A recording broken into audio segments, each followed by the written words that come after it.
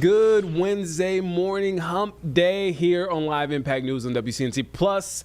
I'm Nick Sturdivant. In front of me, the incredible, talented, multi-talented producer, Carlene Bragg, with her fall colors on today. Good morning. Brown leather jacket. The time has come. You know I'm a summer gal, but I gotta face the music I here. mean, it's still going to be 80 time. degrees today. Sure. But still, I mean, look, got Chris Mulcahy here in the building. I joke that... Adjectives. You said talented and the most amazing person ever. What am mine? The incredible... loud Chris Mulcahy. One of a kind. I joked with Chris before the show and I said, hey, we could hear Chris coming before. Some people were like, when are they here yet, or when are they coming? We sometimes we see them in the glass right there, you see it on your screen, and we could see them, but no, Chris, No.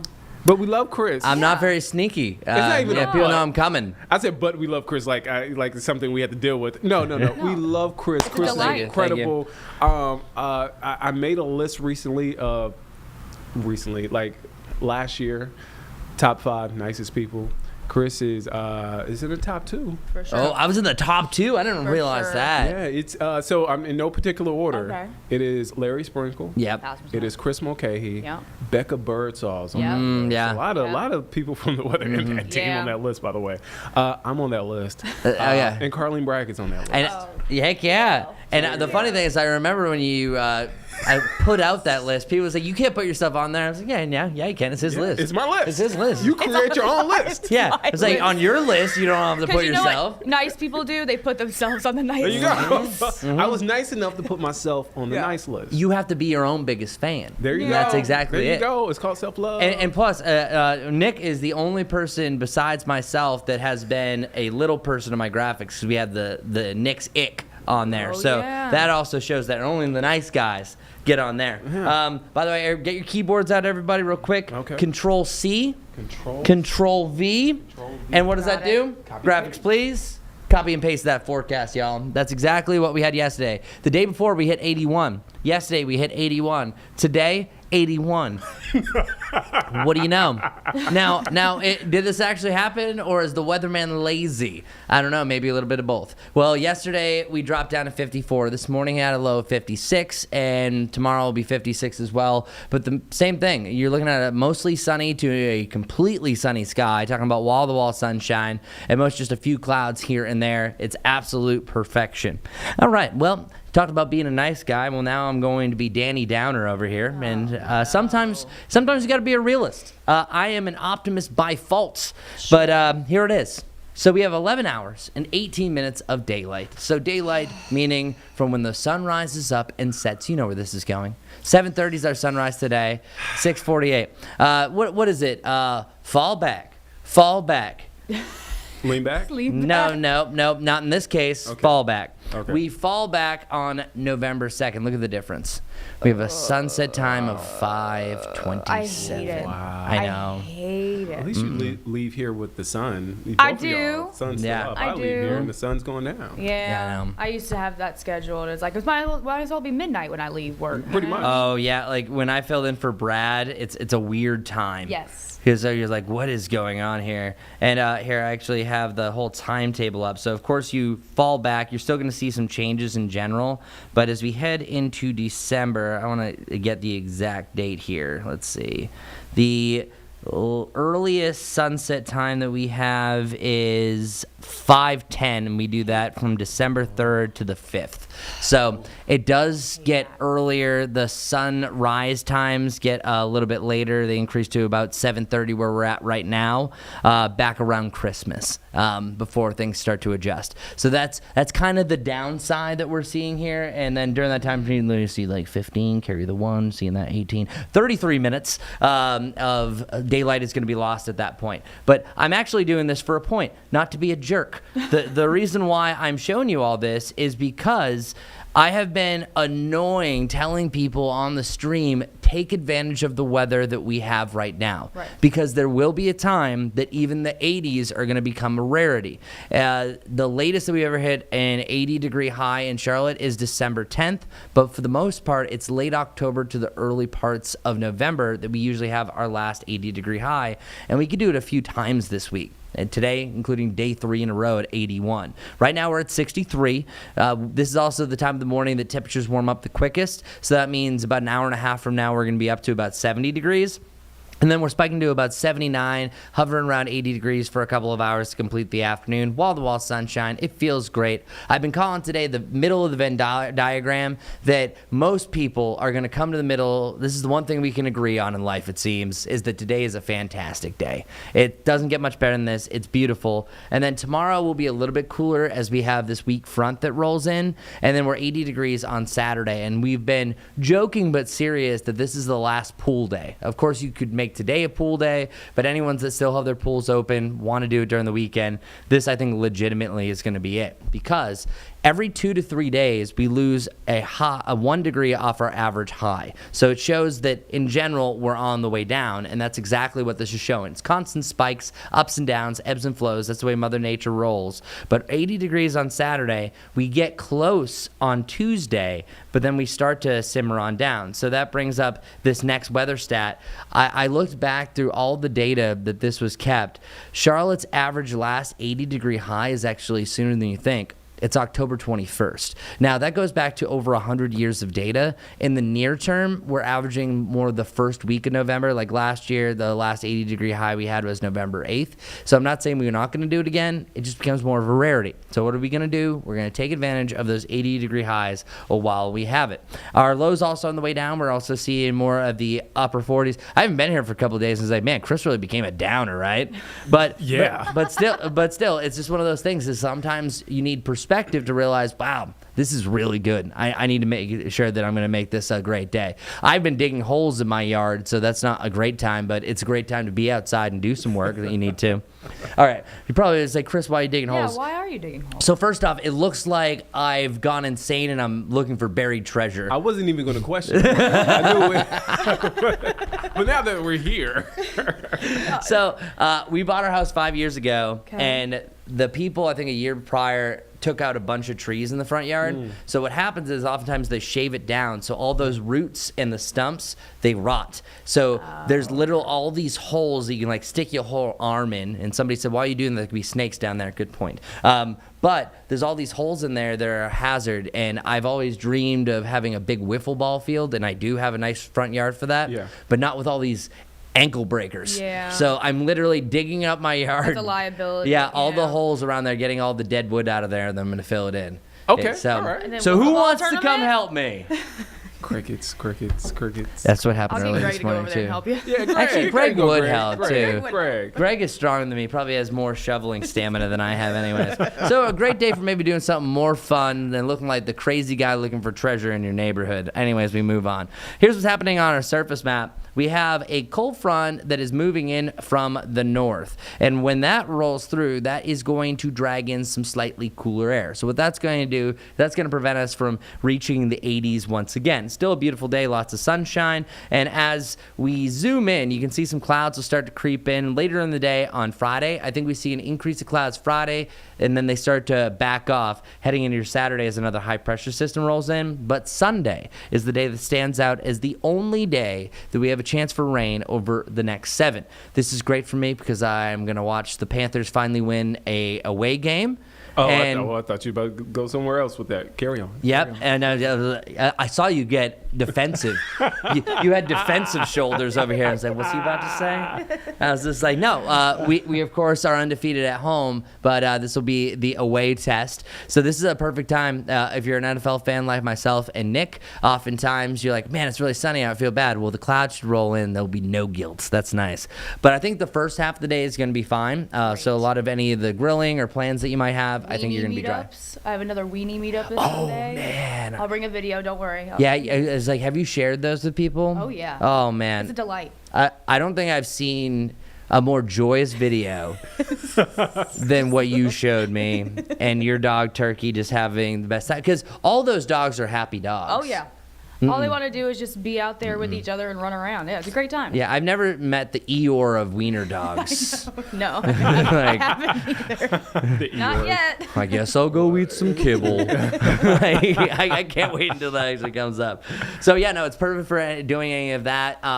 The clouds will increase throughout the day, but honestly, drought feeds drought. So sometimes it's more of a struggle bus to even get rain, because what happens is the soil dries out, the plants dry out, and one of the biggest contributors to moisture in the atmosphere is evaporation from plants. It's called transpiration. It's also a big process called corn sweat when it comes from corn. That period's done. So when this front that you're looking at here on the screen rolls a little bit closer, it is going to encounter some drier air, but I think it's going to be strong enough because this likely is going to be a severe weather maker, meaning it has a lot of oomph and power further off towards the west. So we do have an outside thunderstorm chance, but as that rolls in, especially late day through the evening and the overnight, we're going to see some rain. So I think three things to describe Sunday's transition. It gets cloudier, it gets windier, and then it will get wetter by the end of the day, just not right away. So bringing it back to the NFL, I think it's more of the late games that we have a better chance for rain compared to the 1 o'clock game. Panthers are at 1, right? Yep.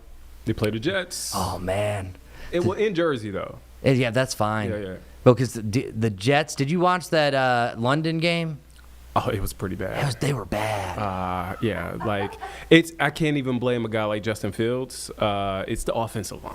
It is. He has no time. Yeah, it's terrible. No, and also without Garrett Wilson, so we're looking good, Panthers fans. So let's do this. Let's go, Bryce. All right, so our Jerry Hunt Supercenter 7-day forecast. See, you can't bring me in with Nick because the NFL, because it gives me a chance to talk all of the above. But we have sunshine today, tomorrow, more clouds on Wednesday. Sunday again is that highlighter that I showed you for the rain. The last home game of the regular season for Charlotte FC, after Saturday's game starts at 6, we find out who we officially play. So very cool. First off, we have a playoff team here in Charlotte. That's awesome. Yeah. Good job. And we might have 2. I'm not going to jinx it. Oh, I already shout did. out to the Hornets. Okay. Yeah. Okay. So you jinx the Hornets instead. You can't move the jinx. All right. Anyways, the bottom here is I do want to focus in on the fainter numbers that you see here, the lows. We will drop down to the upper 40s just barely on Friday, upper 40s to start off Monday and Tuesday before we start to see that ramp up. And that's pretty much everything you need to know. But I actually do want to end with this. Couple of national days to celebrate besides the sunshine. It's National Cheese Curd Day. One that's not on here. Okay. National Real Sugar Day, I know, is on there. It's also National Mushroom Day, National Fossil Day, National Take Your Parents to Lunch Day. That's nice. They would appreciate that. Okay. And National Pug Day. So maybe there's a pug meetup going on. Oh, for sure. Yeah, for sure, yeah. Who comes up with these days? I should question that. Because the fact is that there's that many for October 15th. That's a lot of days. That's a lot of days. And they're all in different points of the star. Yeah. Right. Very different spheres. Maybe you that can we're knock talking out here. National Cheese Curd Day when you take your parents to Yeah, lunch. get some poutine. Oh, see, that's with your good. mom. There you go. There you go. Yeah, and if you get mushrooms with it, that's 3 of them. No fossils, though. No fossils. No Well, fossils. not unless you take them to like a.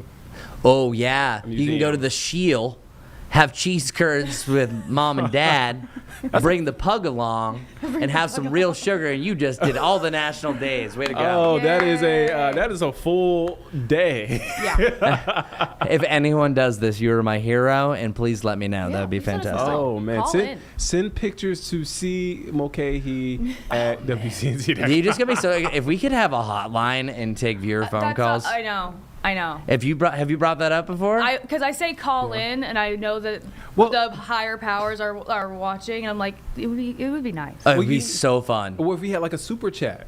Like some live streams have like a super chat. Super chat. So that's like the new call-in. That's Yeah. true. Oh, I would love to read. Well, not everything off the super chat, but some things, the positive things. That some is things. true. I'm not gonna read the bad things. Yeah, no, sometimes you're reading them, it's just like, oh, don't read that. Oh, don't read that. read ahead and try to process. Before you go, I know we go into this NFL deep dive real quick. Who do you like this year? Winners, losers so far this year in the NFL season? Well, first off, and this is completely biased because where I'm from, the New England Patriots are here to surprise everybody. Drake May is Josh Allen 2.0. I mean, they beat the Bills. Yeah, sorry about that. But no, I knew the Bills were going to build. I knew it was going to happen. they will not win the Super Bowl this Okay. year. But I think it's so interesting that you have so many teams that are usually great, like the Ravens, Yeah. that just aren't I there. know. They're playing it's a for- grumpy days Right. in my house. Oh, yeah, 'cause Greg's Greg is a Ravens fan. And it's, yeah. Yeah. He's gonna Oh give it up. man. I mean, Yeah. they are playing for a number one pick in At the this draft. point. I mean, which is scary because it's like they get the number one pick. I mean, and they end up being good next year. I mean, That's true. Although we're not thinking about next year, we're thinking about this season. But it's like, ooh. Well, being honest, I think that if there's going to be a year, and it's not just because Carlene here is for the Bills to go all the way, it's this year. Yeah. But We say that every year, though. We said that the last couple of years. yeah, but didn't you beat the Chiefs this year?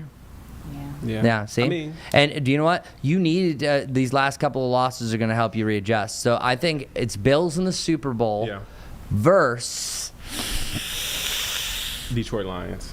Detroit Lions. Yeah, let's go I with like that. Detroit Lions. Yeah. Even though they lost, it's a long season. But 18 which, weeks. by the way, if that happens, because you have to be soulless to hate the Lions and the Right. Bills. Right. Because Yeah. Right. I have respect for the Lions. The Lions You have want never it, you want been. it for Detroit. Yeah. Detroit for a long time was a poverty franchise. the Bills literally went 4 years in a row in the 90s, Right. which is, by the way, why Buffalo wings are so popular for NFL Sunday because of that run. So we can thank them for that. Oh, man, So we need to okay. repay them somehow. But seriously, you have two teams that have been around fighting for a while. Like, that would be the most friendly Super Bowl ever. Oh, man. I'm for it. So let's do it. Bills versus Lions. You heard it from us. And then you have the underdog America's team, Carolina Panthers, Yeah. America's team. exceeding expectations. I mean, if they make the playoffs this year, That's what that's he all says you every need. time. He's Y'all, like, y'all that's all he haven't. wants. Well, Carlene, kind of, but y'all haven't been in Charlotte when there's a playoff game. I never have been. No.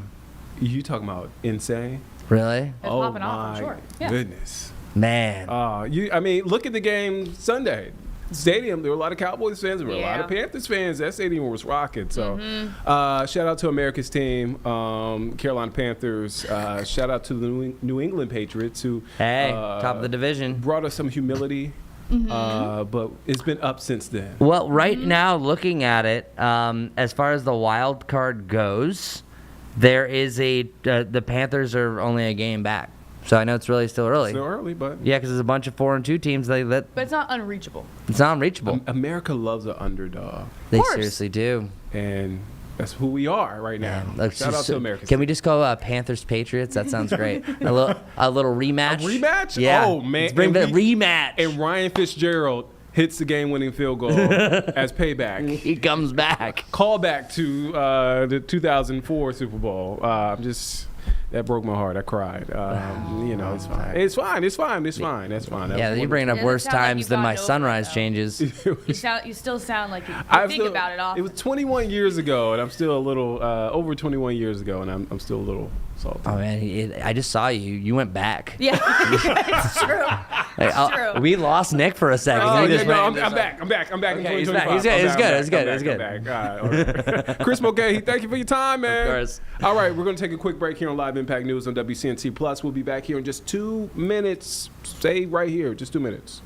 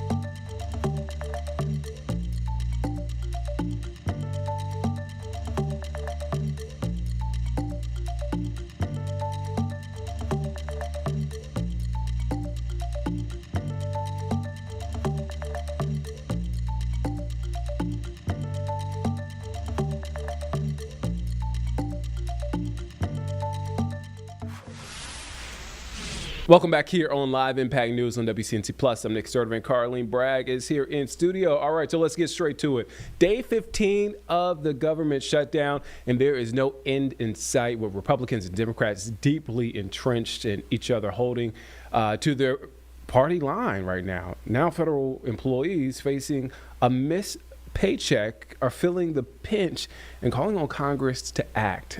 NBC's Alice Barr has the latest details from Washington. Heading into week 3 of the government shutdown, real-life consequences are growing across the country.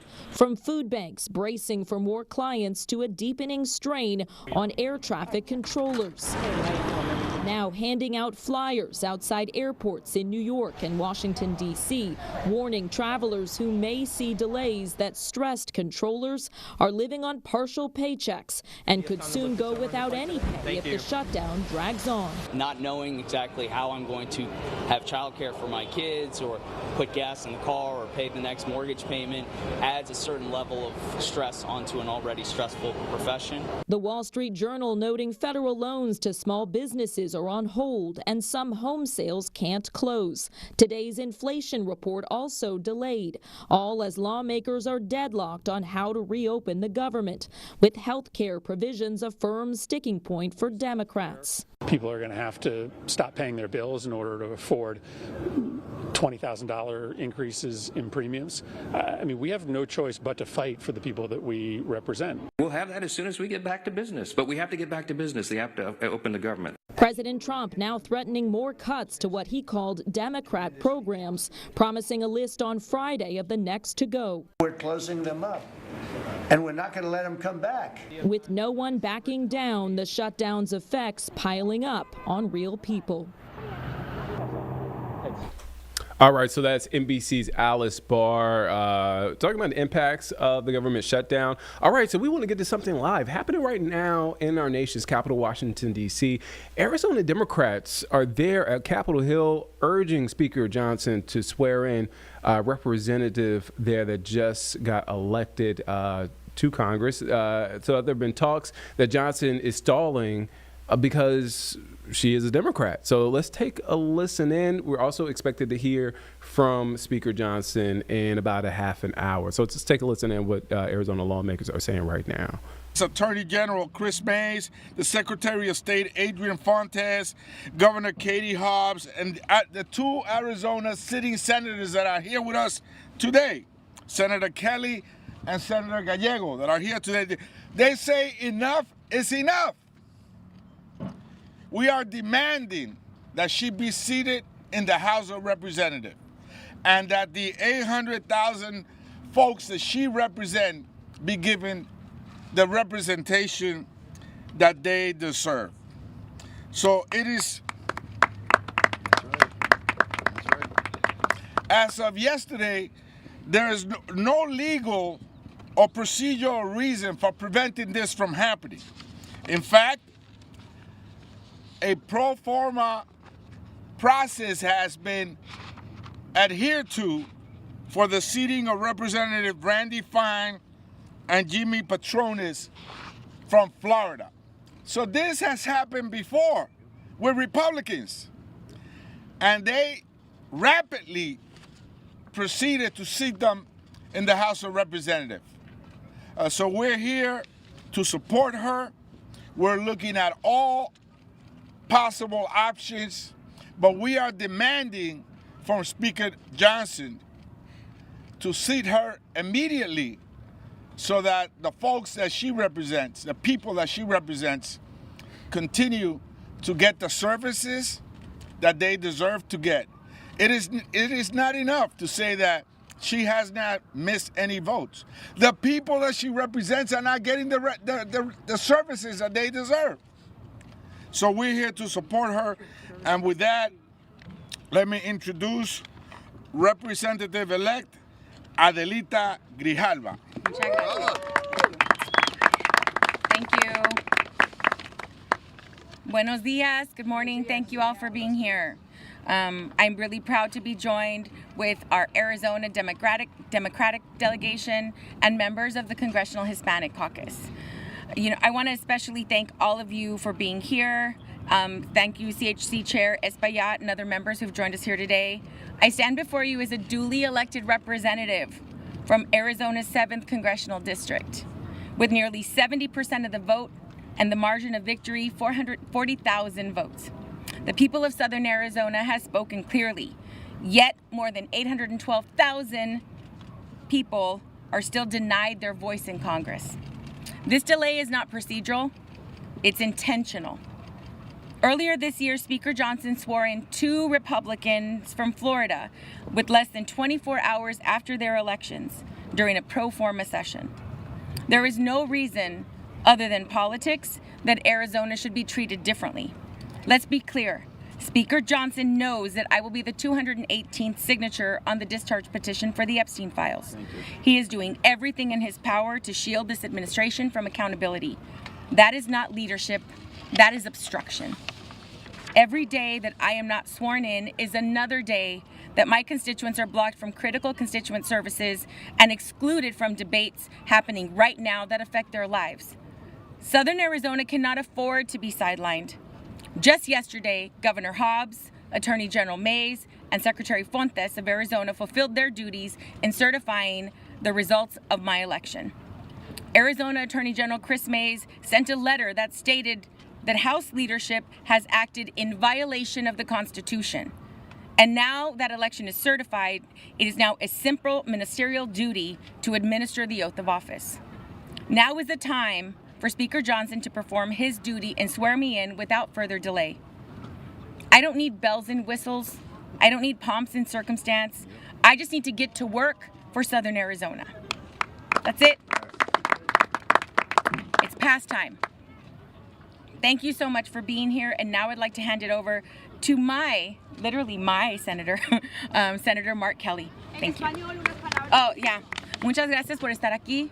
Estoy muy agradecida a representar el sur de Arizona, y el problema que tenemos hoy es hace 22 días que ya estaba elegida esta posición y mi juramento está esperando. Este no es justo. Este no debe de estar pasando en nuestra democracia. Este es nomás política. Es juego. Y están jugando con las vidas del sur de Arizona y ya no podemos parar por eso. Gracias. Good morning, everybody. I'm going to be brief. There's a lot of speakers because this is a very important issue, and an issue this doesn't happen very often. Senator Gallego and I were over in front of the Speaker's office just last week talking to the press. This in particular, that Adelita had not been sworn in yet. And what the Speaker told us was the reason he swore in the 2 Republican House members from Florida was it was a special circumstance? Family trip. It was a family trip, a special circumstance because they just happened to be in town. So under the same situation, the Republican Speaker decided to swear in 2 Republican members, and the lame excuse he used was that their family members were in town. Now, I'm pretty sure we could get Adelita's, one of her family members here, or she could borrow my granddaughter for a minute, who, by the way, is one of Adelita's future constituents. Gabby and I live in that district. We currently do not have representation in the U.S. House of Representatives, and that is wrong. Just recently, the Speaker gave another lame excuse, that she needs the pomp and circumstance of a swearing in front of her House colleagues. Do you need the pomp and circumstance? I do not. You do not. This is this is unprecedented, and it's wrong, and the Speaker is doing this purely for political reasons. He doesn't like losing the 1-seat majority, and it goes beyond that. I think it's very specific, and I'm going to turn it over here to Ruben because I know he has some strong views on this subject in particular.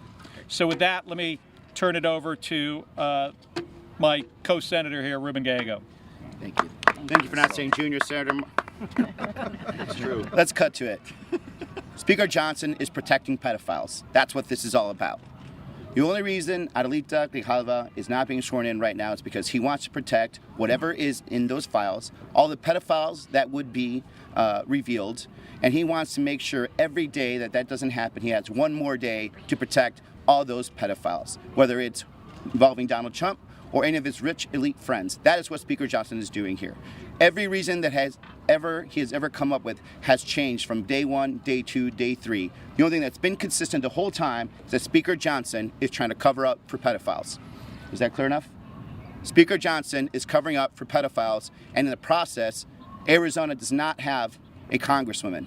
Right now, of all the times when we have flooding, do you know how often Arizona gets rain, let alone floods? In Tucson, in her district, those members do not have someone to call to ask for help because Speaker Johnson is covering up for pedophiles. Do you guys get that? Speaker Johnson is covering up for pedophiles. Thank you. I'll jump in. All right, good. All right, good.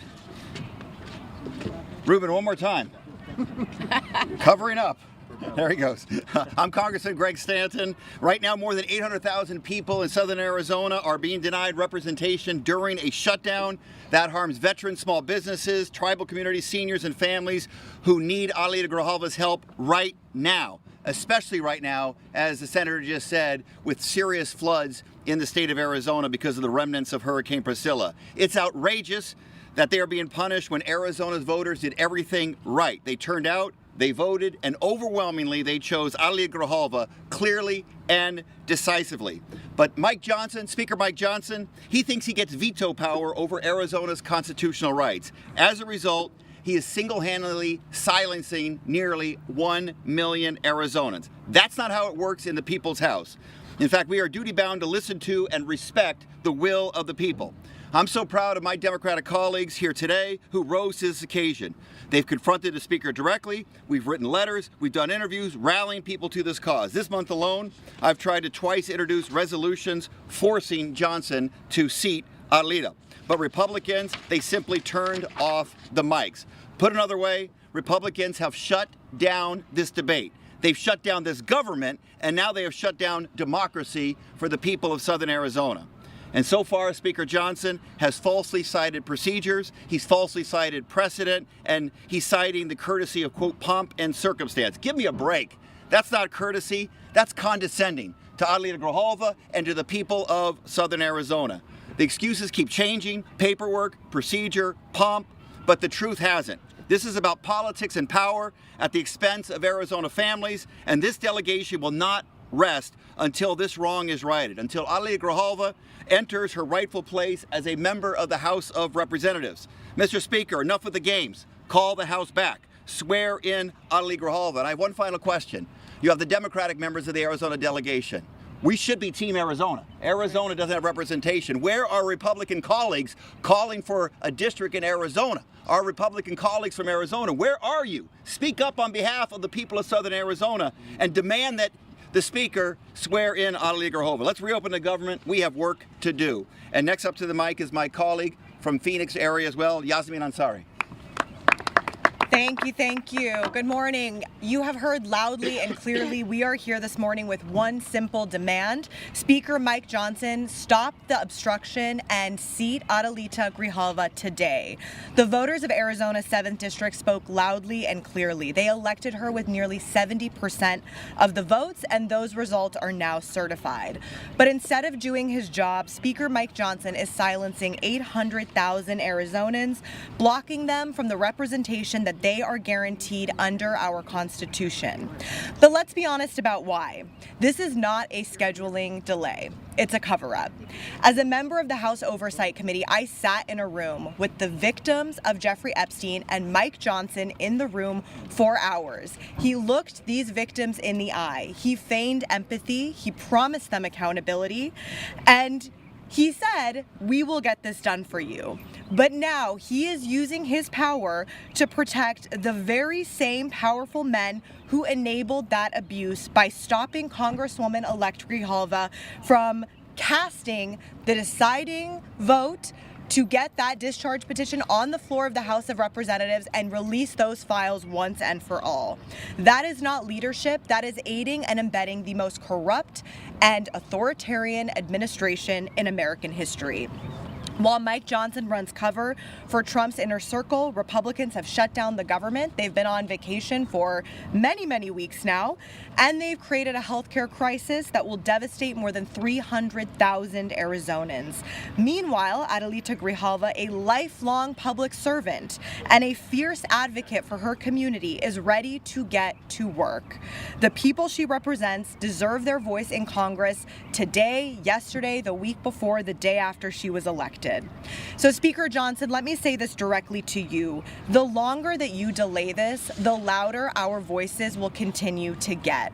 Right. I sent a letter 2 days after she was elected, but look at all of us standing here today outside of the U.S. Capitol. Check your mail for the dozens of other official letters you have received from sitting members of Congress, from leaders in this community, and not to mention the many calls coming from across the country, including your own constituents in Louisiana. Stop the cover-up, swear her in, do your job.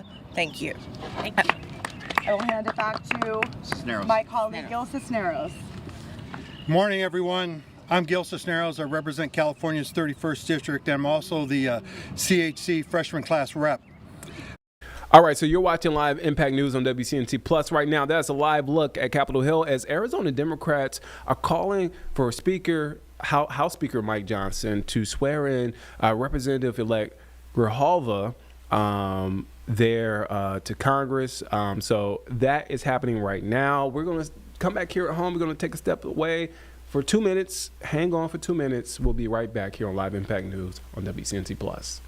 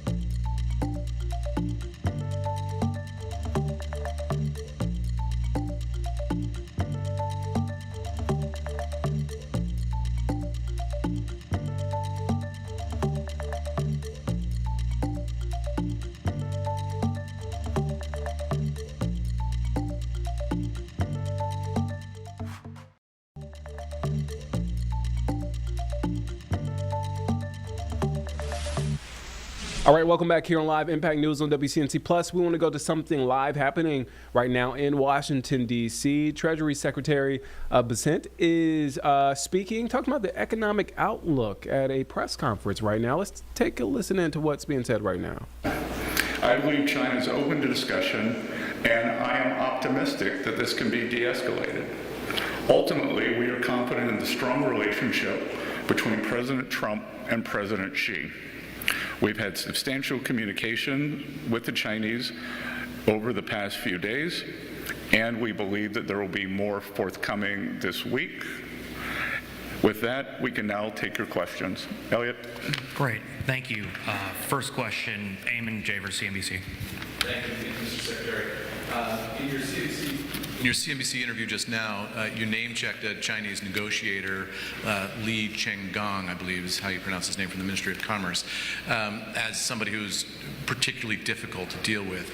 Is it your sense that there's a split politically inside the Chinese negotiating team, or do you think you're dealing with sort of a strategic good cop, bad cop kind of a relationship on the other side of the table? It's very difficult to know. Perhaps the vice minister who showed up here with very incendiary language on August 28th has gone rogue. Perhaps he's gone rogue. So we don't know. But what we do know is, as Ambassador Greer said, any backfilling that the Chinese are trying to do in terms of narrative, this was well flagged. This individual was very disrespectful, and I'll tell you that we've had 4 rounds of talks, Geneva, London, Stockholm, and Madrid, and both sides approached them with great respect, and this individual did not. He showed up uninvited in Washington and said, quote, "China will cause global chaos if the port shipping fees go through." So I don't believe that China wants to be an agent of chaos, and maybe they used to have the wolf warrior diplomats, so maybe he thinks he's a wolf warrior. We don't know. Do you want to see the Chinese delegation remove him from the table? That's up to them. Thank you. Next question will go to Christine with NBC.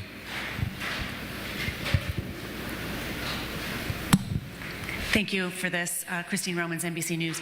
What do you need to see specifically from the Chinese to avoid putting more tariffs on Chinese goods, as the president threatened on Friday? And are the 2 leaders still expected to meet in the next few weeks? I will say that I believe, as of last time I saw President Trump, which was last night, he is still expecting to see Party Chair Xi in Korea, and I'll let Ambassador Greer answer the first part. And the expectation is that this regulatory system is not implemented by the Chinese. They haven't implemented yet. They've put out a notice about it. Similarly, we've signaled our intent to raise tariffs if their system goes into effect. Our documents doing a tariff raise and potentially taking other export controls, these are drafted or in draft, so this is quite real. But our expectation is that they won't implement this, and that we'll be able to be back to where we were a week ago, where we had the tariff levels we've agreed to, and we have the flow of rare earth magnets we agreed to. Thanks so much. Next question, we're going to go to Ed Lawrence with Fox. Thanks for taking the questions. So the Chinese have been pretty good at using this rare earth mineral trump card, for lack of a better term. So we're not talking about opening the Chinese market to U.S. trade. We're not talking about protecting intellectual property. Can there be a sustainable framework, a substantial framework with China?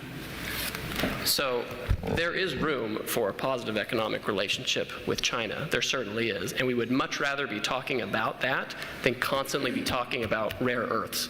To paraphrase the secretary in one of our recent meetings with the Chinese, this is the last time we want to be talking about rare earths with the Chinese. Fortunately, that is not the last time they want to be talking about it. The reality is there are a lot of areas where we can trade with the Chinese. Our trade is wildly imbalanced, so it needs to be more balanced. And there's a lot of, as the secretary said, areas of risk. And so we need to be trading in areas that are low risk, that are low sensitivity. And there are a lot of areas where both the Chinese and us can frankly pick and choose sectors and goods that we should be trading, and services for that matter. And that's where these talks should be focused. Instead, we're constantly focused on the Chinese chokehold on the world of rare earths and rare earth materials. There's an article in the paper today, a large Chinese fashion retailer just opened on Fifth Avenue in New York. It's a competitor to Zara and H&M. We welcome that. We would also like to see more U.S. retailers on the ground in China, but Costco and Walmart have very big operations there. So again, our goal is not to decouple, it's to de-risk. But it seems that China's not phased by our. It seems that China's not phased by our tariffs. What levers then do we have left? I can guarantee you, when we were in Geneva, and the tariffs were 145%, they were phased. Thank you. Next question, please. John Decker, Greg. Thank you. Thank you, Mr. Secretary, Ambassador Greer. I really appreciate your taking the opportunity. I have a question for both of you about this upcoming case at the U.S. Supreme Court. It's an incredibly important case that could impact the constitutionality of the president's unilateral tariffs on America's trading partners. Really basic question for you, just to begin with. I have two questions for you. Why are the president's tariffs not taxes on imported goods? That's easy, because tariffs are a surcharge, not a tax. They could be paid by the exporter. They could be paid by the country. When you go and get your driver's license, you pay a fee. Is that a tax? Is it a tax? I'm asking you a question, sir, and I just appreciate the answer to it. Thank you. And if we, well, I'm giving you an answer that maybe you don't like. The other thing is, this case, and Ambassador Jameson is a lawyer. I'm not. As am I. Thank you. I won't tell you the one thing I agreed with Lennon on.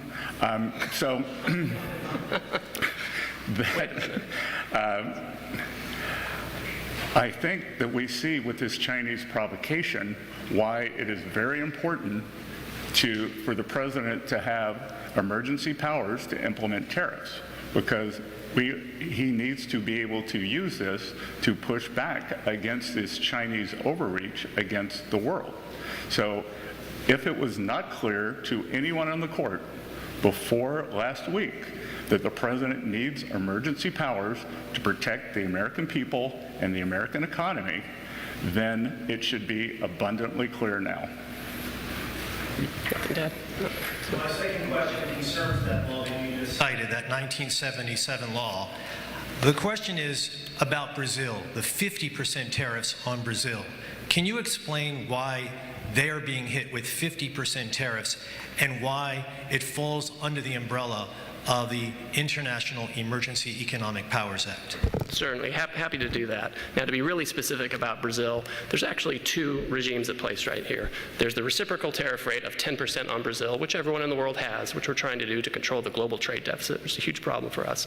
Then on top of that, there's a 40% tariff on Brazil, and that's under a separate emergency, and this is related to extreme concerns with rule of law, censorship, and human rights in Brazil, where a Brazilian judge has taken it upon himself to order U.S. companies to censor themselves, given them secret orders to manage the flow of information, rule of law with respect to political opponents in Brazil. And so when the unlawful detention of U.S. citizens who were in Brazil. Correct. Now, the Treasury Department has often used IEPA, which is the shorthand for the law you're talking about, to impose sanctions, which will cut off countries or companies or persons entirely from the U.S. financial system and cut off trade entirely. If the president can cut off trade entirely, he can certainly impose a tariff, which is a lesser measure than a full sanction. Next question from James with Newsmax. Thank you. James Rosen with Newsmax. Thank you both for doing this. I have two questions for the Secretary. One of them I'll leave for a second, a slightly historical nature, and you are a historian. First, you mentioned in your opening remarks, quite apart from the expansion of the export controls, that China is singularly responsible for propping up the Russian war machine in Ukraine. We also know about the outsized Chinese role in the manufacture of the precursors for the fentanyl that is killing an estimated 100,000 Americans a year. So quite apart from the export control slice of this, should not Beijing feel the full weight of American punishment just for those two other aspects, the fentanyl and the propping up of the war machine? And then one historical question. Great. So a couple of things. The U.S., President Trump has instructed the ambassador and myself to tell our European allies that we would be in favor of whether you want to call it a Russian oil tariff on China or a Ukrainian victory tariff on China, but our European allies have to be willing to follow. We are sitting here during a government shutdown when we can't get 7 more Democratic senators across the line, but 85 U.S. senators are willing to give President Trump the authority to put up to 500% tariffs on China for the purchase of Russian oil. We are told that the European Parliament will not pass a similar measure. So all I hear from the Europeans is that Putin is coming to Warsaw. There are very few things in life I'm sure about. I'm sure he's not coming to Boston. So we will respond if our European partners will join us. The second, we do have the 20% of the tariff. We have a 20% fentanyl tariff on China, and again, they have all but admitted that they sell the precursor drugs. When we have the discussion, they say, take off the tariff, and then we can fix it. We say, fix it, and show us 6 months of persistence, and then we will take off the tariff. So again, back to the IEEPA, if 100,000, 200,000 Americans being killed every year by fentanyl, families ruined, is not an emergency, I'm not sure what is. And by the way, if the Chinese can cut off rare earths and export control them, they certainly can control the precursors for fentanyl as well. Very quickly, very quickly. When the history of this time is written, and historians are paying attention to President Trump's decision-making surrounding the global tariff program that he has initiated, can you tell us, to your knowledge, when it was, whether it was during the campaign or the preceding 4 years or during the transition or since he took office again, that he decided that he was going not only to rely more heavily on tariffs than he did in his first term, but to go as big on tariffs as he has? When was that decision taken? Oh, I think the decision was taken in the first term, and you would have seen President Trump saying that over the past, since January 20th, that he had a very successful tariff program on China in terms of rebalancing, in terms of purchases that they were supposed to make, which they haven't followed up on. But you heard President Trump say that in his final year, so a trade deal was reached with China on January 20th. He was going to expand the tariffs to the world, and then COVID hit. And out of humanitarian necessity, it would not have been appropriate to start putting on tariffs during a period of such great economic disruption.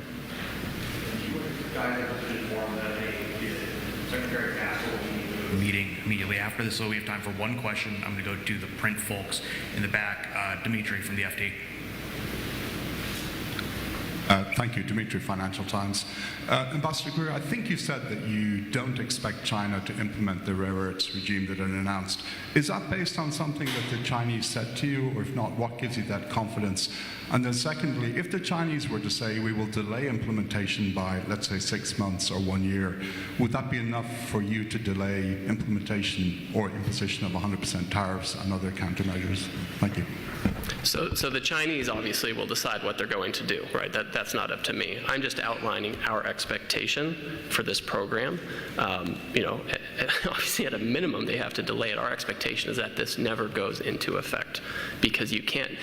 When you look at what happened with the rare earth magnets, they had a similar program that they implemented, and that program, the result was that they couldn't implement it. They didn't have enough people to organize it. Separate and apart from it being just wrong entirely, they actually couldn't implement it, and it took months and months to get the flow of magnets to something that was barely tolerable, right? Now, take that program, which was trying to deal with thousands of license applications, and multiply it by 1,000. That's what we're talking about, because we're not just talking about the rare earths themselves, we're talking about many downstream products that contain those rare earths. Remember, 0.1%. If 0.1% of a product has a Chinese rare earth in it, it could be controlled by this. I mean, the scale is just unimaginable, and it cannot be implemented.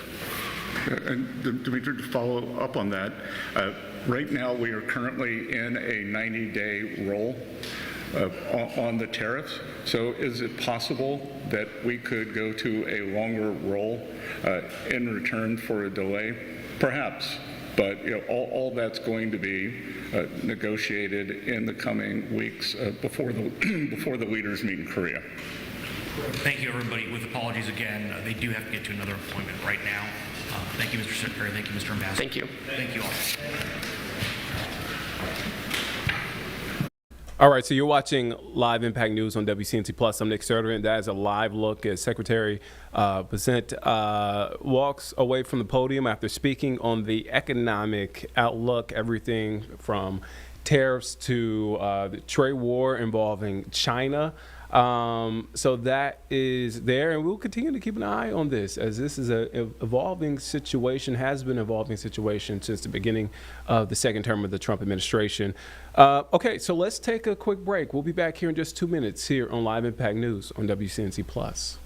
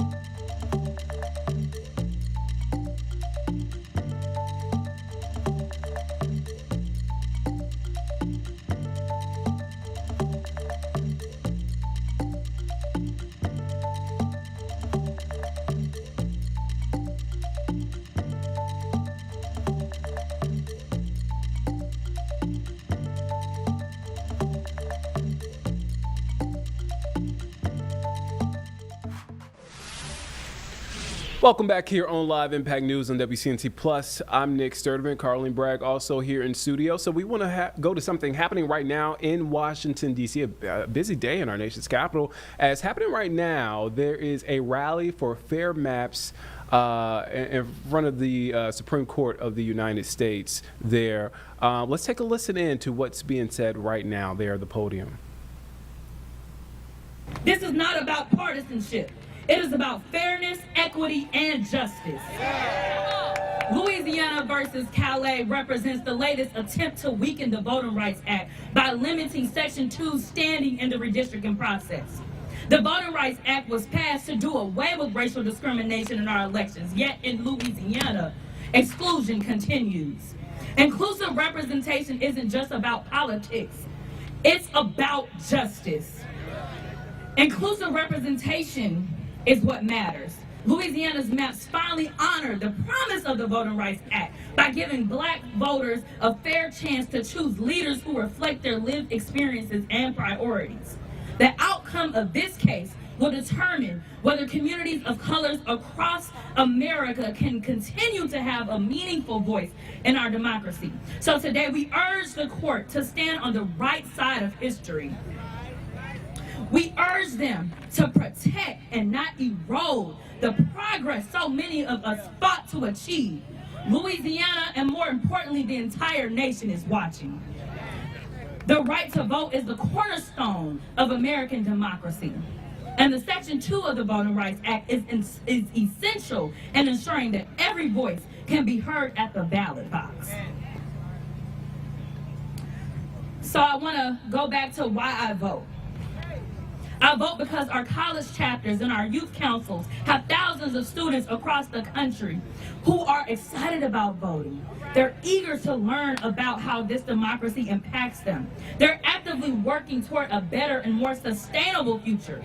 But for our youth councils, for our college chapters, our adult branches, our veterans, our hometown heroes, in order for them to be uplifted, we must uphold the legacy of those fierce champions like those I've mentioned, John Lewis, Fannie Lou Hamer, and Medgar Evers. So make no mistake, what happens here will shape what happens everywhere.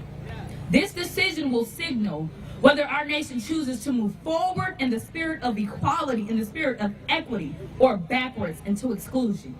Because when Louisiana fights for justice, we are fighting for the future of democracy itself. So I am comforted in knowing that in these times we unite. I'm comforted in knowing in these times we fight. But most importantly, I remember that when we fight, we win. I said when we fight, we win. Thank you.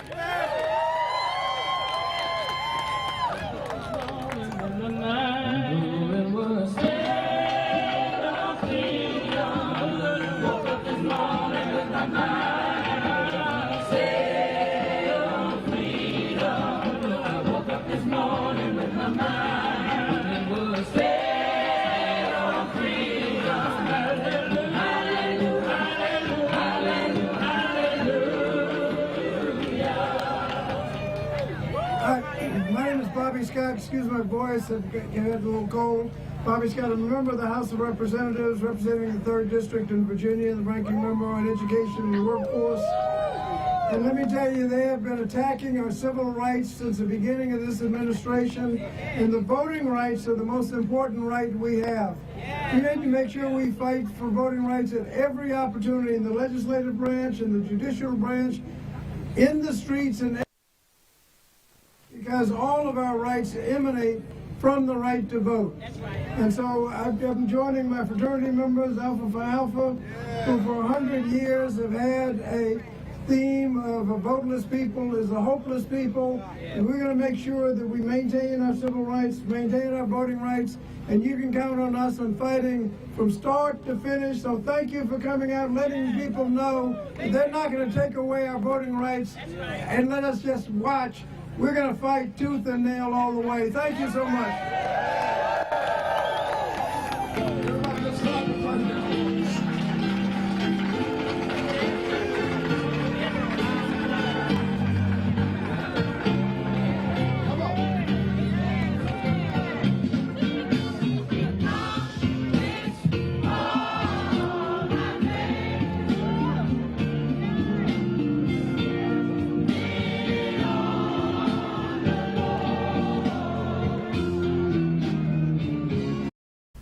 All right, so you're watching a rally there in D.C. Outside of the Supreme Court, a rally for what they're calling for fair maps there at this state capitol.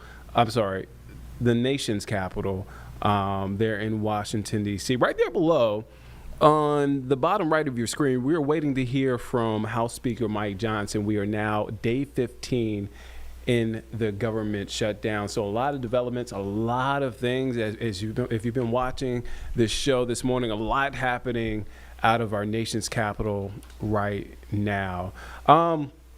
Let's come back here at home. Let's talk about Charlotte Water. So right now, Charlotte Water is doing work to prevent wastewater spills. It's a big effort they've been under.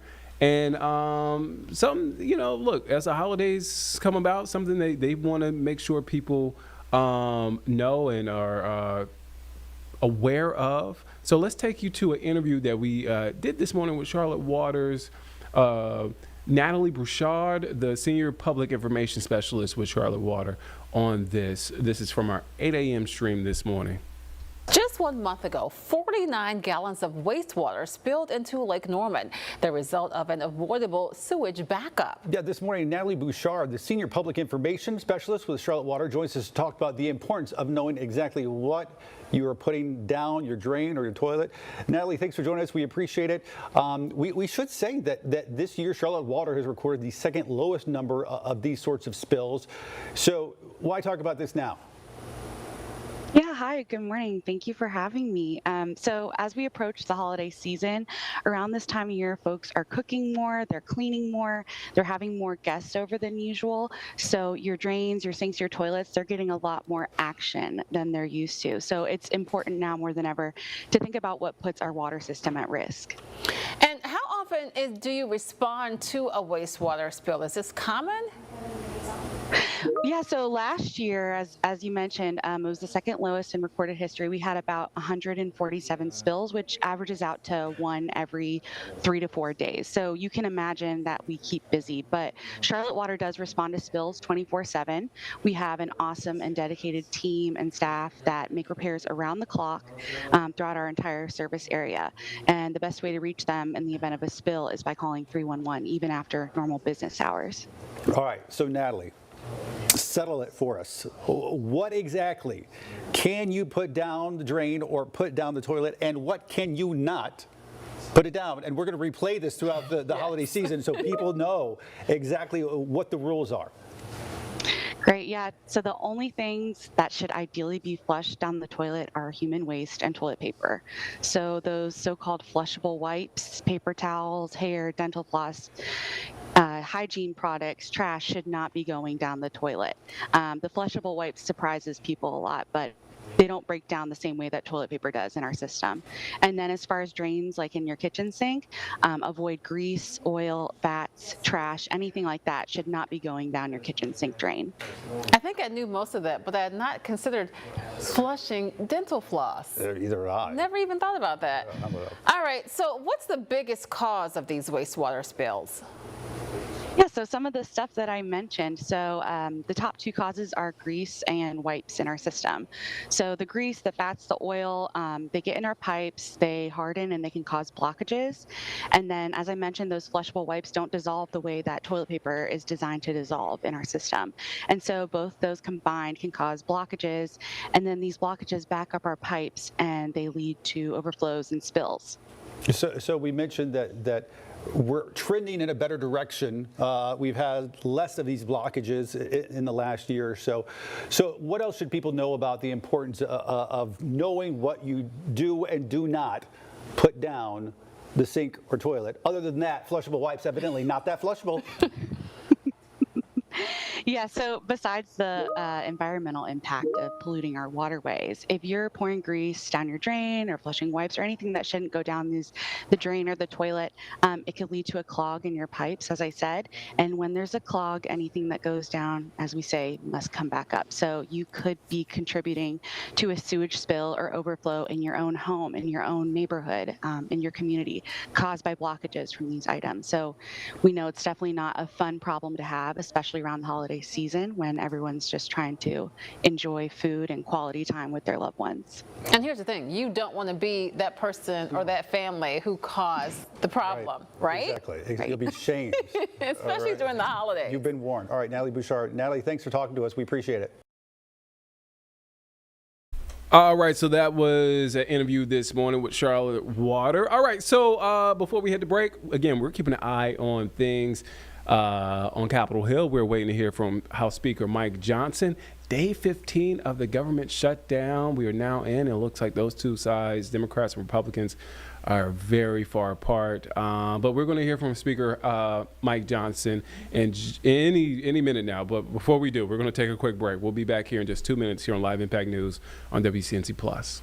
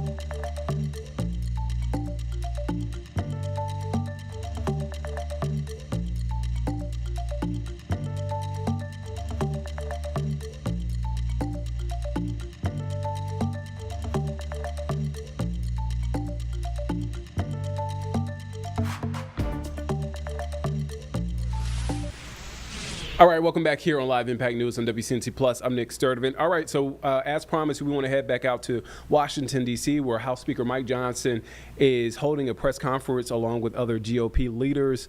Day 15 of the government shutdown. Let's take a listen in.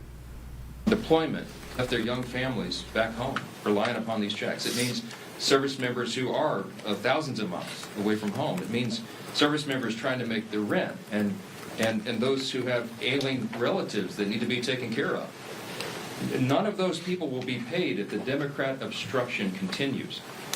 And it should outrage every American because it does us. Democrats in Congress, again, have voted 9 times. Here's the tally. Every single time the Republicans have voted to pay the troops, and by the way, all other federal employees, federal workers, and the Democrats have voted over and over to stop it. And the depressing irony of this, on this particular subject, among all others, is that the most pro-shutdown Democrats actually represent the most active duty service members back home, whom they have taken hostage in this insidious political game. And I want to give you a couple of examples, and this is the actual statistic of the 10 states with the largest military populations. 6 are represented each by 2 Democrats in the Senate who are withholding the paychecks. Here's the list. In California, it's home to 157,000 active duty personnel, the most in the country. Those stationed at Fort Hunter Liggett and Camp Pendleton and Edwards Air Force Base and Vandenberg Space Force Base and others will all miss a paycheck at the end of the month if Democrat obstruction continues. Now, this is worthy of note. Both California senators, Adam Schiff and Alex Padilla, are gleeful about this government shutdown. They agree with Chuck Schumer when he said very candidly just a few days ago, every day of the shutdown gets better for us. Who's the us? He's talking about Democrats. He thinks this is assisting their party and giving him political cover so he doesn't attract a Marxist challenger in his next Senate reelect. That's what this is about. So he thinks the government shutdown is allowing him to show a fight against President Trump and Republicans, and he is happy about that. And so are Adam Schiff and Alex Padilla, while service members are going without paychecks. Virginia. Virginia is home to 119,000 active duty personnel. It is the second most in the country. Those stationed at Naval Station Norfolk, Quantico, and Fort A.P. Hill, and others will miss paychecks at the end of this month if this is not resolved. Both Virginia senators, Tim Kaine and Mark Warner, are playing political games with the paychecks of 119,000 service members. Georgia's home to 65,000 active duty personnel. It's the 6th most in the country. Those stationed at Fort Benning, Fort Stewart, Moody Air Force Base, and others will miss paychecks. And just last week, this is so aggravating to us. It's so frustrating to us. It's so wrong. We saw service members waiting hours in lines wrapped around the block at Georgia food pantries.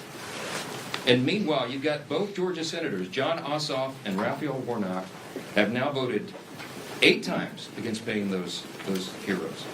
In Washington, the state of Washington is home to 57,000 active duty personnel. It is the 7th most in the country.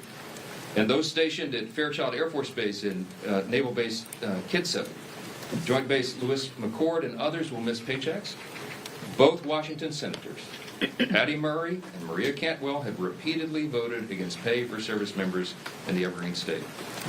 Hawaii is home to 43,000 active duty personnel. It is the 8th most in the country. Those stationed at Joint Base Pearl Harbor Hickam, the Schofield Barracks, and others will miss paychecks. And both Hawaii senators, Mazie Hirono and Brian Schatz, have voted against paying soldiers stationed in Hawaii. And by the way, many of them are thousands of miles away from their families. Colorado is home to 35,000 active duty personnel, the 10th most in the country. And those stationed at Fort Carson, Buckley's Space Force Base, Peterson's Space Force Base, and others will miss paychecks. And you guessed it, both Democrat senators are from Colorado, John Hickenlooper, and Michael Bennett, have voted against paying those troops in their state. And I just want to mention New York. It gets honorable mention. It isn't in the top 10. But the Empire State is home to 17,000 active duty personnel, the 17th most in the country. Those stationed at Fort Drum and Fort Hamilton and others will miss paychecks. And sadly, both New York senators, Kirsten Gillibrand and the architect of the shutdown himself, Chuck Schumer, can barely hide their delight that the government is closed and troops are not being paid. I'll just say this. There's something that should be remembered by everyone. Democrats say that even missed paychecks for U.S. troops won't be enough to end the shutdown. The Democrats, who we just demonstrated, represent thousands and thousands of the most heroic men and women on the earth, refuse to put their unserious partisan demands to the side and pay the troops. And here are the indisputable facts of this shutdown. Republicans want to pay the troops, and we have shown that with our actions and our votes now 9 times. The Democrats want to use them as hostages to extort $1.5 trillion in new, unserious partisan spending that we just won't go along with. We won't sell out the long-term security and future of the United States so that Chuck Schumer can prevent a primary challenge from his left wing. We will not be a part of that nonsense. And until Schumer and the left wing of his party are satisfied enough that the pain the shutdown has caused has reached a limit that they're satisfied with, then Republicans are going to stand here every single day. We're going to continue to deliver the simple facts directly to the American people. And today we brought in some of our House Republican leaders who represent many of these military districts and they're being so deeply and adversely affected by the Democrats' senseless games. And the first up that I'm delighted to introduce is the chairman of our Main Street Caucus in the House Republican Conference, and that is Congressman Mike Flo. I'll tell you what, the House Republican Main Street Caucus couldn't be more proud of the leadership that we've elected to lead the House of Representatives. We stand united with this team that's remained in Washington to do God's work as we work our way through a very difficult shutdown. Speaking of Main Street, let's talk about what this means. I represent Offutt Air Force Base in Bellevue, Nebraska. We have over 10,000 airmen there. What do? We are in charge of deploying the nuclear triad. Think about that. It's very important work. And today, we have 2,300 of our civilian employees furloughed. We're holding diaper drives. The food pantry is getting stocked with more food. There's uncertainty on that base. The men and women who go to work every day to keep us safe, to provide that strategic deterrent on what could be the world's worst day, don't need this stress. We don't need this stress, especially to satisfy the political future of a New York Senate leader. This could have been avoided. He did the right thing, Mr. Schumer did in March. He's a pro. He knows political calculus. He paid a high price for it, and now people in my district are paying a high price, and it's not right. And by the way, as a country, we're better than this. We are way better than what's happening across our bases. And so to the people at Offutt Air Force Base and every military installation, the Main Street Caucus is here to say thank you for what you do.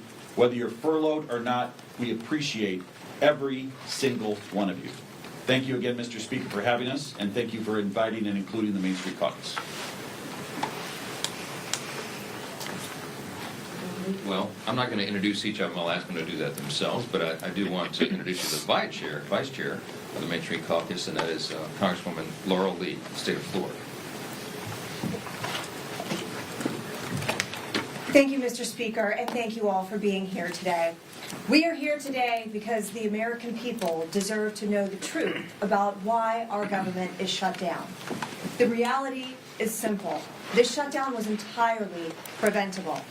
It's happening because Democrats have refused to work with Republicans on our responsible, common sense funding measure. House Republicans did our work. We passed a straightforward extension of funding to keep the government open while ensuring our troops, our Border Patrol agents, and all essential services are fully supported. But at every turn, Senate Democrats have instead chosen obstruction and delay. They voted again and again to stop temporary funding that would have kept the government open. Again and again, they put partisanship ahead of the needs of the American people. And it's hardworking American families that are paying the price. In my district, we see these impacts firsthand.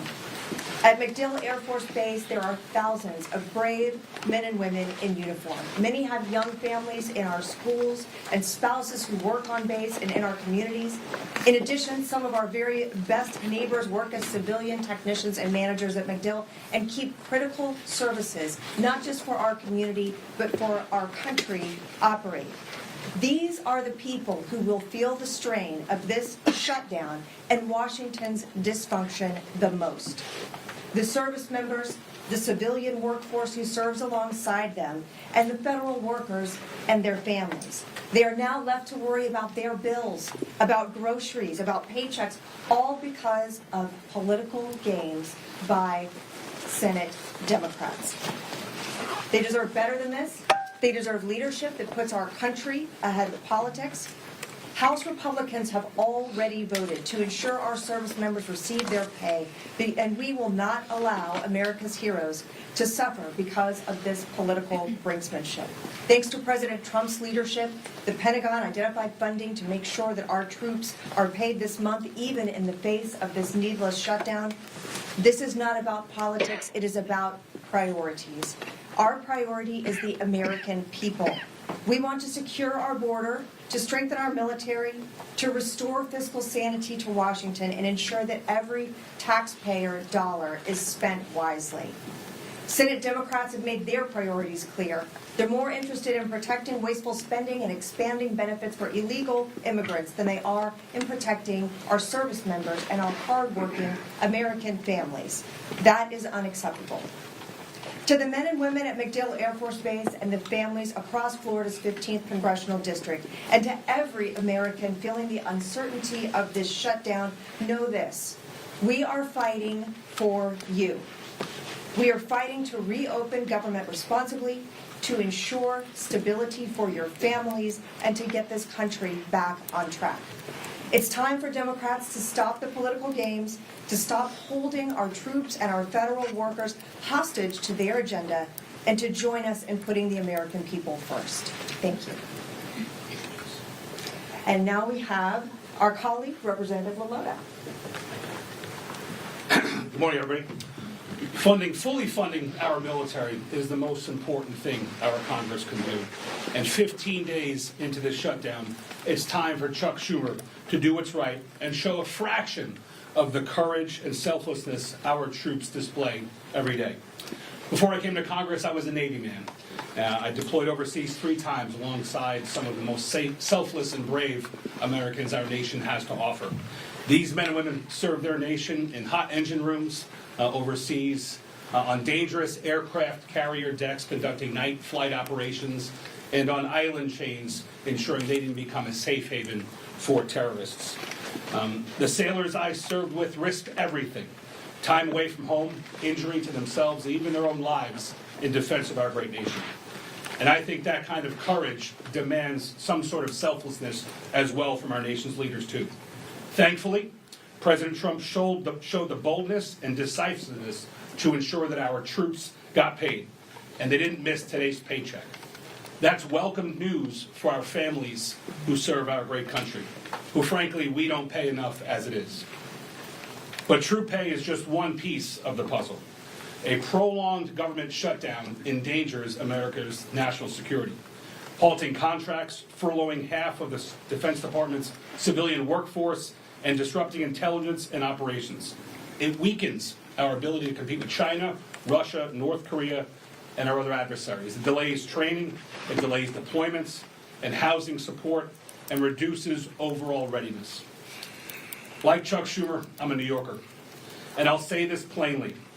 The next generation of New York Democrats are socialists, like AOC and Zohran Mamdani, and they're dragging their party towards socialism.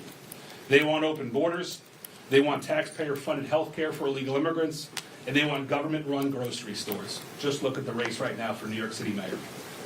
Now, I know that socialism doesn't come naturally to Chuck Schumer. It was said before that just back in March, he supported the same clean CR that we're asking him to support today. Back in March, he had a backbone, Chuck Schumer. He stood up to his party's radical base and said he would put the nation before his own political interests. And he took a lot of flack for doing so. And that's why he's changed his course. But we're here today to call on him to do better and to put the country before his own political job. And we're asking that he put the hundreds of thousands of federal workers that rely on a continuing resolution, we're asking him to support that. And we're asking him to put the millions of Americans before his own political future. We New Yorkers, we pride ourselves on being tough. So I'm asking Chuck Schumer to be tough and to stand up to his own party's base. Stand up to AOC and Mondami. Be brave like our troops. And do your job and reopen our government. I want to introduce my good friend, also military veteran, Air Force, don't hold the Air Force part against him, an Air Force colonel who's doing a hell of a job fighting for his constituents in Iowa, my friend Zach. Thanks, brothers. Whenever you can get the Navy and the Air Force on the same target, we're moving in the right direction. Friends, here's the reality right now. This government shutdown does not have to happen. We have a reality before us where 1.5 million troops, both those active duty and those in the Guard and Reserve, are on pins and needles where they're going to be able to feed their family marching forward. I am so proud to be standing with fellow patriots up here, many of them who have served. I'm one of those members who have served not only in combat, but continue to serve in my reserve capacity now. I've already committed my drill this weekend, and speaking with frontline members who are serving in uniform, our brothers and sisters, the sons and daughters of families who have sacrificed to have their child be in the military. They all have the same question. Why is this happening, and what is the mission to be able to stop it? Well, let's be very clear. The House of Representatives has executed its portion of the mission. Fully pay our federal government. The majority of the House, the majority of the Senate, the majority of the American people want this. But the reality is, there's a handful of individuals in the Senate who have put a stop to it. And this is where I agree with one of my colleagues. We don't govern by temper tantrum, he said. We'd be hurting millions of Americans, and we'd be treating them as leverage. That was Chuck Schumer in 2018. Another colleague said, this is irresponsible. No, it's reckless. My other colleague, Nancy Pelosi, but that was in 2013. A fellow colleague said, it's not normal to hold 800,000 workers, or in this case, over 1 million military members and their paychecks hostage. That was from AOC in 2019. Team, we've heard about the first-hand impacts to individuals. And it goes beyond just America, but what's happening right in our own districts as we look at this. Today, 15,000 National Guardsmen from Iowa were in danger of not being able to decide whether to put a down payment on a new car or being able to put food in the refrigerator. 2,000 of those members are right now deployed on the front lines in U.S. CENTCOM in Iraq. And even more of their families are wondering not only will they be safe, but will they be able to take care of their kiddos back home? So I called them up. And I said, hey, First Class Chase Holmes is a sergeant with our Iowa National Guard. He's currently preparing operations to be able to defend the country overseas. But because of the shutdown, critical joint training between his team and NATO was canceled. We spoke with an Iowa Guardsman and chaplain for the 224th Combat Engineers Battalion, Caleb Winning. He is leading part of the 1,800 Guardsmen currently deployed to the northern part of Iraq right now. And he told me plainly, we're working, but we don't know if we'll get paid. I'll put my life on the line, but I hope someone's there to take care of my family if my paycheck doesn't come through. These aren't theoretical. These are real people, real impact, real costs. Let's be blunt. The shutdown of the government has only one hostile actor, and there's a few individuals in the Senate who refuse to put the country before the hostage of the 350+ million Americans they've taken. It's unacceptable, and that is why I'm grateful that while President Trump is helping lead peace in the Middle East with the men and women who are on the front lines providing it, we have folks at home who need to do the same job and stand up for this country first. Thank you to my colleagues, but most importantly, thank you to all our federal workers, and God bless our troops. With that, I'm thrilled to introduce our leader, a man who's been on the front line of this himself, Mr. Scalise. Thanks, sir. Thank you, Zach, and thank all of my colleagues who you just heard from, many of whom served our nation bravely in our nation's military. I want to say thank you to the over 1 million men and women in uniform who continue to serve right now, despite the uncertainty, that uncertainty that does not need to exist. And why? Because Chuck Schumer is more afraid of the radical leftists in his own party than he is concerned about making sure that those families don't have to wonder about whether or not they're going to be able to put food on the table. Their families, while they're overseas, many of them, are going to be able to put food on the table during this Schumer shutdown. All right, so you're watching Live Impact News on WCNC Plus. We are a couple of minutes past the bottom of the hour, day 15 into the government shutdown. Right now, we're hearing from GOP leaders. We heard from House Speaker Mike Johnson earlier. At a stalemate at this time, Senate will vote on for a 9th time on a short-term funding bill. So again, both sides of the aisle pointing the finger at each other, and it continues. We will continue to keep an eye on the latest developments on this shutdown. But for now, we're going to take a quick break. We'll be back here in just 2 minutes here on Live Impact News on WCNC Plus.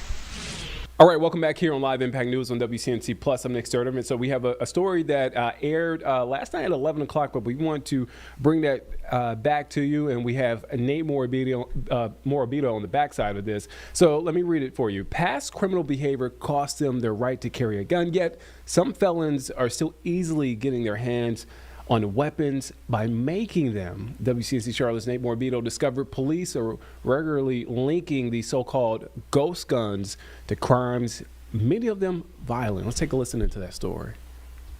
Ghost guns allow criminals to avoid background checks and use weapons that don't have serial numbers, making it harder for police to investigate their crimes and hold the criminals accountable. All it takes is buying a kit online or using a 3D printer at home. A UNC Charlotte student carjacked. When he walked up to that student's car in UNCC, it was a loaded gun. In the middle of the day, as she sat in her Jeep at a campus parking lot. It had an extended magazine, so the guy had extra bullets. If that doesn't shake you, nothing will. The carjacker released from prison just 2 months earlier, armed with a ghost gun. One of nearly 3,000 linked to crimes in North Carolina since 2022. Hundreds of those here in Charlotte. In our experience, the worst of the worst are using ghost guns. They're the most violent criminals. They're the ones trying to get around the law. Russ Ferguson is the U.S. Attorney for the Western District of North Carolina. He says criminals are often relying on ghost guns to scare and even kill their victims. And the perpetrators are disproportionately convicted felons, people already banned from possessing a gun. They can use ghost guns to make them automatic, to make them hold extra ammunition, to make them somehow more threatening. The latest ATF data ranks North Carolina 8th in the country for the most ghost guns traced to crimes, accounting for almost 4% of known crimes linked to ghost guns in the U.S. The numbers show nationally the issue worsened at an alarming rate from 2017 to 2023. From a handgun on a college campus here, it's something that still stings, to an assault rifle used in a shootout on the other side of the country. When we pulled up to the hospital, I knew it was not good. Felons are getting their hands on guns made from 3D printed parts and online kits. The ease of access and the ease of assembly make it a problem for everybody, everywhere. Forensics expert Max Hauk says the data is clear. Ghost guns are too easily accessible for criminals. If you can put together IKEA furniture, you can put together one of these kits in about an hour. We need to ban these weapons. State Senator Mujtaba Mohammed co-sponsored legislation earlier this year that would have made ghost guns illegal, not just for felons, but for everyone in North Carolina. The bill failed to make it out of committee. They're not only a threat to public safety and life, but they're actually creating a problem for prosecutors to be able to prosecute these crimes. What efforts are you all taking to try and protect the public from this kind of activity? We have made ghost guns a priority. Ferguson knows the challenges, but says the numbers, both here and across the U.S., began decreasing in 2024. He credits stronger federal regulations and efforts to charge every possible crime in ghost gun cases. Everything from possessing ammo to, most recently, indicting a felon for allegedly possessing a privately made machine gun in Huntersville. Ferguson hopes the longer sentences send a clear message. We have had a lot of success. Even so, in recent years, he says criminals in North Carolina have used ghost guns to commit murder, assault, robbery, domestic violence, and that carjacking of a college student. It is a terrifying crime, and I'm very happy we brought that person to justice. In May, a federal judge sentenced the gunman back to prison, this time for 7 more years. Why are so many ghost guns here in North Carolina? Well, aside from our booming population, the U.S. Attorney says our major interstates and location, roughly halfway between Miami and New York, make North Carolina a significant source state. Nate Morabito, WCNC Charlotte. All right, so that was investigative reporter Nate Morabito, who is here in studio with me. Nate, incredible story as always. How did this story come together? Yeah, so my friend in Tampa, Jen Titus, she's an investigative reporter, came across this data that showed from the ATF where many of the states rank. And she kind of flagged it to me and said, hey, North Carolina seems to be pretty high on this list. Yeah. I think there's a story here. And absolutely there is. You know, North Carolina has one of the larger populations in the country, but when it comes to this particular issue, the state is unfortunately overperforming, is what we found. Basically, we're a higher percentage of the total number of ghost guns used in actual crimes than we are in the total population across the country. And so this is something we've worked on for several months. We interviewed the U.S. Attorney, trying to understand, well, who can do something about this? Right? We know law enforcement is trying to. We know prosecutors can do more severe charges when available to try and get these people in prison longer. And of course, the convicted felon part really stuck out to me because these are people that are not allowed to have guns, that have more reason to try and bypass the law to get a gun if they want to reoffend. And you heard in that carjacking case at UNC Charlotte, this person had been out for just 2 months when he went and carjacked a person, a student, with a loaded ghost gun. Wow. And went back to prison for 7 more years, according to your story. Right. The end of the story, what we heard is North Carolina, because of its position, you're seeing these ghost guns. That's what stuck out for me.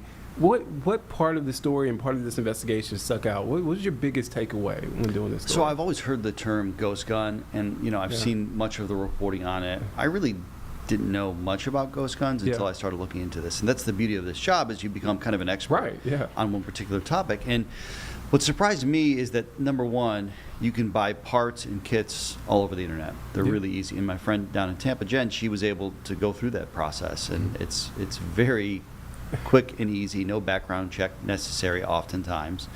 And then you can 3D print them. That's another. You can download a template and you can build your own gun. And there's two sides to this. One are the people that are gun collectors and don't want to use the gun for anything that would be a criminal in nature, right? But then you have this other aspect where people are going around a system that is in place to try and find a gun anyways, and they don't have to steal them. They can just make them, or they can buy them from someone who makes them. Now, if you're a private seller with a license, you're going to have a serial number on that gun. But because these parts are not actually a gun when they're separate, they don't need serial numbers. And that's really the issue here, because I'm amazed they've been able to track almost 3,000 crimes in North Carolina to these guns, because these guns don't have serial numbers. And that's how you're able to trace where they bought them, where they were used. So it's just, all of it is so complicated. And some states, I think more than a dozen states, have come up with some kind of regulation or ban on ghost guns. You heard Senator Mohammed tried to, with other lawmakers, get a ban passed in North Carolina. Had no success with that. And he says this is not an anti-gun situation. This is about trying to protect people from this particular kind of gun that makes it really hard to hold criminals accountable for their actions. Yeah, I heard there, if you can build IKEA furniture, you can essentially build a ghost gun within an hour, which is scary when you hear that. Yeah, I mean, and you think about the different types of guns you can make. I mean, that one person, I believe was out of Huntersville, charged with making or possessing homemade machine guns. And then you hear the U.S. Attorney talking about how you can use these ghost guns to make weapons potentially even more threatening than they already are. He told me, this is Russ Ferguson, the U.S. Attorney for the Western District of North Carolina, that there is, especially when it comes to gangs in Charlotte, an arms race. Who can get the most guns, that can shoot the most amount of rounds in the quickest amount of time. He said that's what keeps him up. And these ghost guns essentially are helping those people do that. Wow. That legislation failed. Representative Mohammed talked about that. Is he planning to reintroduce it anytime soon? I mean, there's a hope that when the new session starts that they can get this back on the radar, right? And I think that the thought is that this is a no-nonsense, practical solution to an issue, right, that affects a segment of the population here in North Carolina. I know that he feels politically it's very difficult to get this thing moving, because it's going to be stuck in committee. They don't have the power. He's a Democrat. The Democrats don't have the power. So if it is introduced, he really needs bipartisan support. And I think that's what they're looking for. Again, a reasonable solution. Right.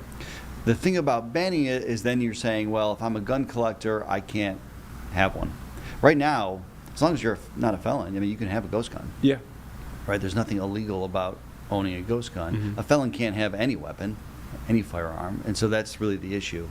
So I don't know. I mean, laws are usually for people who follow them, right? Number one. But at the same time, when you can catch people who have broken the law and then hold them accountable, that also sends a message that hopefully deters additional crimes. There's always a follow-up to a story. Your stories are essentially that, always a follow-up. And I've learned that from you. Right. Is there a question that you just did not get the answer to? Is there something that still you want the answer to when it comes to this investigation? Well, we actually were in the process of getting access to the ATF's gun vault in our area, which has all of their guns that they've seized. And the government shutdown certainly hasn't helped that. In fact, when I reached back out, my contact's been furloughed. So I'm hoping to be able to go in and see all of the different types of guns they've seized, because I think that's something that maybe people can see with their own eyes and say, wow, look at the variety of weapons that they found, and they've linked to crime scenes. You know, what else can we do to try to crack down on this issue? And I think that's the point of any kind of reporting that we do, is to put it out there to say, are we doing enough? Yeah. Should we be doing more? I'm not the expert on what we should do.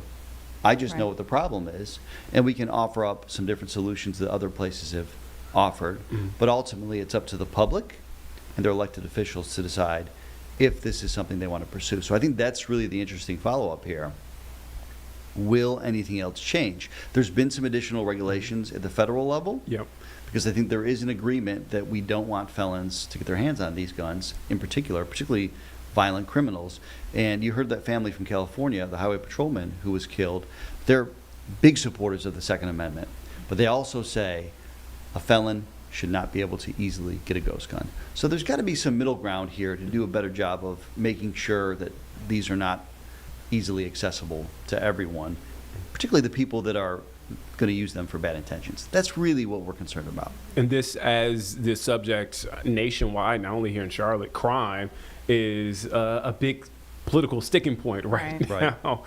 Nate Morbido, incredible story. Oh, I do have one question. Oh, go ahead. I'm sorry, Carlene. Go ahead. On the list, we were number 8. Yes. Can you say like some of the cities that were like above us, so I can get like kind of a perspective of like where, like who's so ahead California, of us?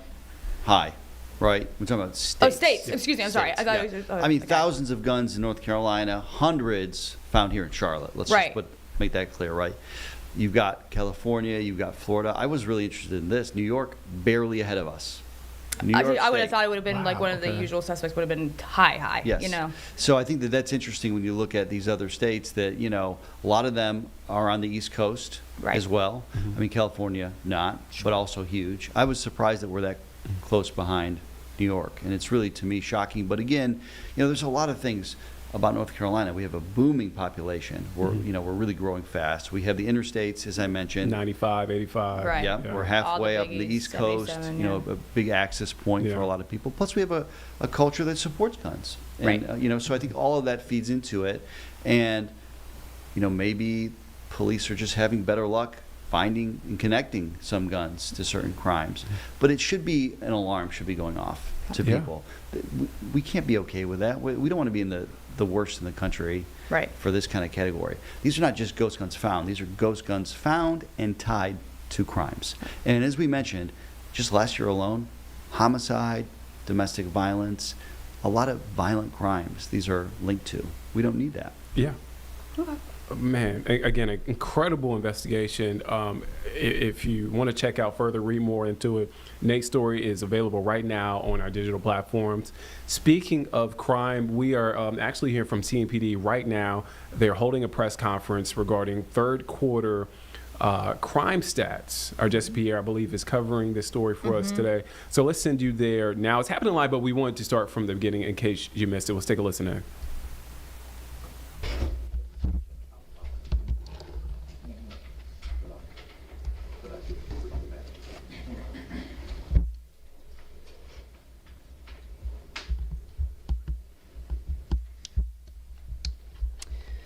Good morning. My name is Crystal Fletcher. I'm a lieutenant with the Charlotte-Mecklenburg Police Department in the Public Affairs Division. Thank you all for joining us here today. Each quarter, CMPD conducts a public safety briefing to update the community on current crime trends and to talk about the proactive measures we're taking to ensure the safety of our residents. Today, we're releasing third quarter crime statistics covering January through September of 2020. I'm a terrible note taker. My notes look like doctor's handwriting mixed with... All right, so it looks like hit a little bit of an ad by mistake. All right, so we got the press conference back up. Let's take it back there now. In a row that we've seen that downward trend. Violent crime includes homicides, rapes, robberies, aggravated assaults, which include shootings. One of the most encouraging trends within this category is a 24% reduction in homicides so far this year. There have been 62 homicides in the first 3 quarters of this year compared to 82 last year. While this is a notable decrease, 62 homicides are still too many. Disagreements should never end in tragedy. Violence should never be the option, regardless of your beliefs, your background, or your circumstances. Yet too often, reckless decisions end in tragedy, leaving families to grieve the loss of their loved ones.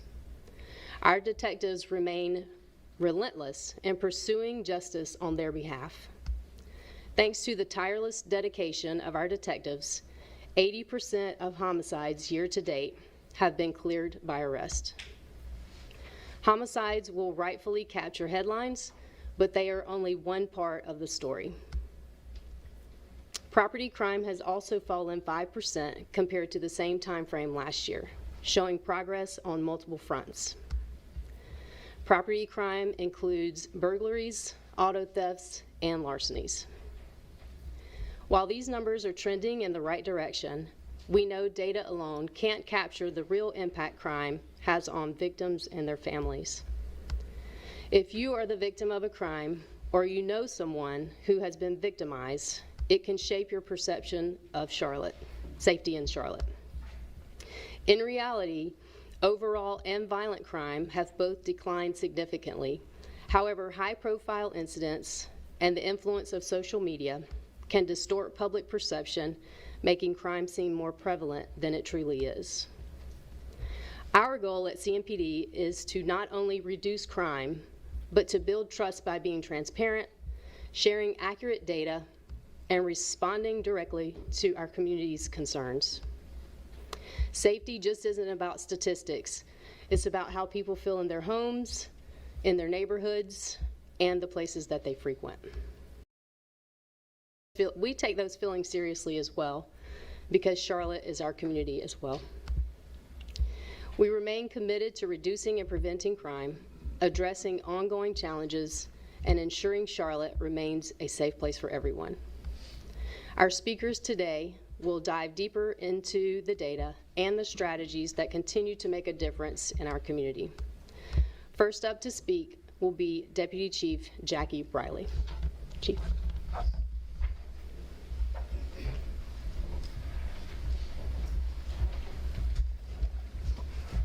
Good morning. Thank you all for being here.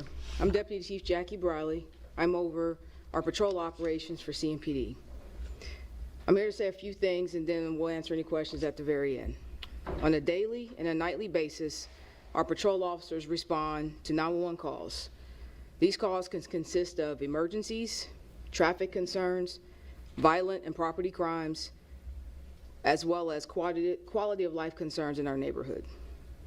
Our officers are focused on keeping Charlotte safe, preventing and reducing victimization, and strengthening our bond between CMPD and the people who live and work in our community. Patrol officers are the most visible and the most vital part of our job. They're in our communities, they're building relationships, they're deterring crime, and they're providing services to our Charlotte residents.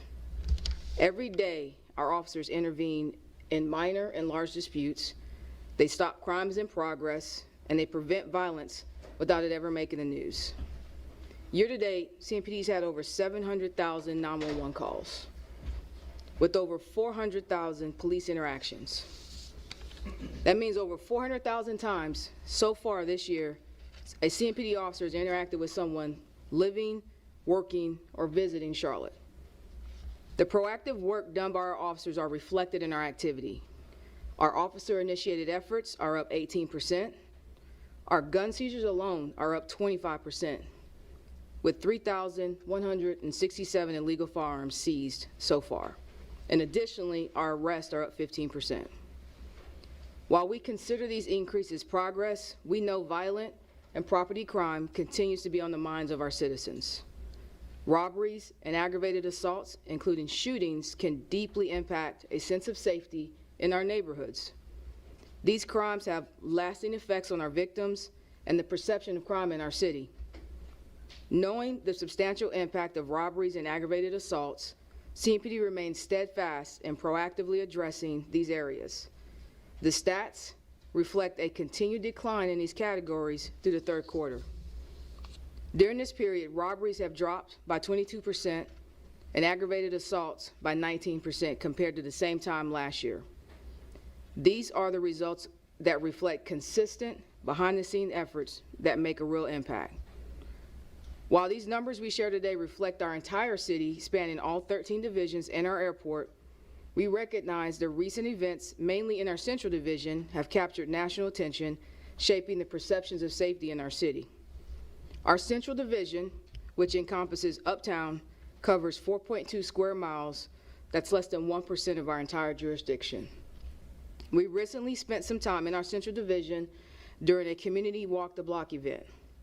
We started at around 11:45 p.m. and went to about 2:30 a.m., checking lighting, discussing concerns with some of the community members, and highlighting the great work being done by our officers and our partners. That experience reaffirmed how making proactive policing and community engagement are making a real difference. Building on that energy and recognizing that violent instances and disturbances sometimes can occur in our busiest entertainment areas, we took some steps to re-implement our entertainment district unit and a new initiative created by the Central Division, the Crown Initiative.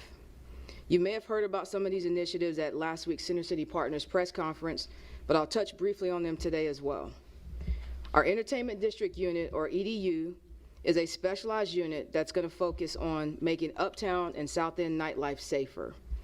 This unit works during peak days and nightlife hours, ensuring high visibility and policing around our bars, our nightclubs, and our major venues. The EDU focuses on building strong partnerships with our bar owners, our managers, and our security to prevent incidents before they occur. For us, this is shifting from a reactive approach to a proactive approach, and also having the mindset of holding these stakeholders accountable for what occurs on their properties. With only 11 days of operation, our EDU so far has conducted 43 traffic stops, made 16 arrests, seized 6 firearms, and 284 grams of illegal narcotics. That's in 11 days. The Crown Initiative is a Central Division focus on high-impact effort through increased police presence, strict enforcement, and close collaboration with our community partners. The approach will balance accountability, compassion, and enforcing quality of life laws such as illegal street vending, disorderly conduct, and public disruption, while also connecting those in need with resources like our CARES team, Roof Above, and Hearts for the Invisible. The Crown Initiative is a collaborative effort with specialized CMPD units. All right, so happening right there and happening live, CMPD is holding a press conference to talk about crime stats in the third quarter. You see the stats there presented by CMPD right now. So that stream,